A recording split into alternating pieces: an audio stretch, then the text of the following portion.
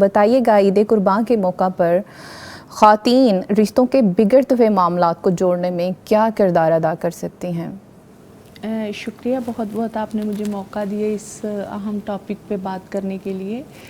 تو اس طرح سے ہے کہ خواتین جو ہوتی ہیں اللہ تعالیٰ نے ان کے بڑے حقوق رکھے ہیں نا ہر طرح سے، یہاں تک کہ حضرت علامہ اقبال نے ان حقوق کو دیکھتے ہوئے قرآن پاک کے فرمایا تھا کہ اگر میں مسلمان نہیں ہوتا تو مجھے شک پڑتا کہ یہ عورت نے قرآن لکھا ہے۔ اتنے حقوق ہیں۔ کیوں حقوق ہیں کہ عورت کو اللہ تعالیٰ نے محبت کا، رحمت کا اور وفا کا پیکر بنایا ہے، مطلوب ہے عورت سے۔ اور عورت جو ہے عید قربان ایک ایسا موقع ہوتا ہے کہ جس میں نہ صرف جانور ذبح کیے جاتے ہیں بلکہ اور بہت ساری چیزوں کی قربانی مطلوب ہوتی ہے۔ دیکھیں سیدہ حاجرہ علیہ السلام کی قربانی، ان کی ہجرت، ان کا بے آب و گیا وادی میں آ جانا، اللہ کے حکم کو مان لینا، حضرت ابراہیم علیہ السلام کا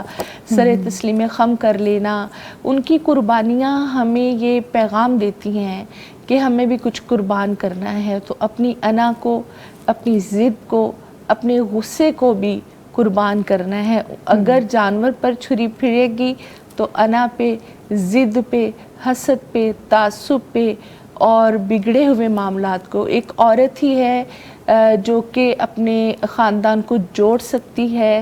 سنوار سکتی ہے اور وہی اپنے خاندانی نظام کو توڑ بھی سکتی ہے۔ ایک عورت ہی ہے جو ساس سے اپنے شوہر کو اس سے الگ کرتی ہے، بہنوں سے الگ کرتی ہے، بھائیوں سے الگ کرتی ہے، اور ایک عورت ہی ہوتی ہے جو سب رشتوں کو جوڑ کر رکھتی ہے، ایک خاندانی استحکام کی وہ موجب بن جاتی ہے۔ تو یہ عید قربان وہ بڑا خوبصورت موقع ہوتا ہے کہ جس میں جن کے ساتھ معاملات خراب ہوتے ہیں ان کو کچھ گفٹ بھیج دینا، ان کو کچھ کھانا بھیج دینا، ان کو میٹ کی شکل میں بھیج دینا، اور گھر کے اندر بھی ماحول اس طرح کا بنانا، اذکار ہیں، دعا ہے، پھر سب مل بیٹھتے ہیں، چھٹی کا دن ہوتا ہے، سب گھر پہ ہوتے ہیں، موقع ملتا ہے تو مل کر ایک محبت کی فضا قائم کرنا، اور عورت کے لیے سب سے بڑھ کر صبر ہے۔